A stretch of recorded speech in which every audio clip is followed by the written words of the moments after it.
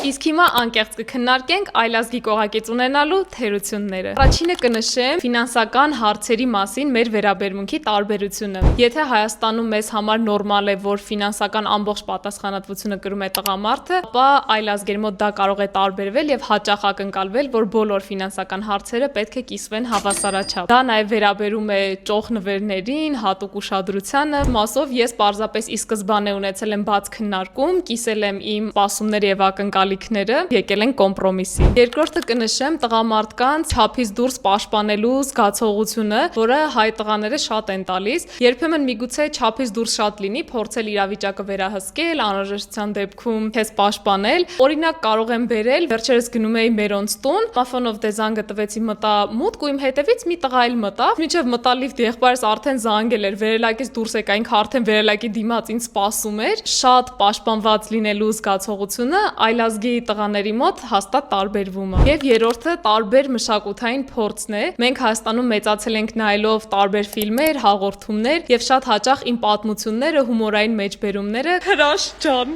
հասկանան միայն հայերը եւ ինչ որ բաց բան ա մնում թեկուզ երգերի մեջ, ինչ որ պատմությունների մեջ, որ լիարժեք չես կարողանում կիսել։ Կարծում եմ այսքանը, սիրով կկարդամ նաեւ ձեր մեկնաբանությունները թեմայի վերաբերյալ։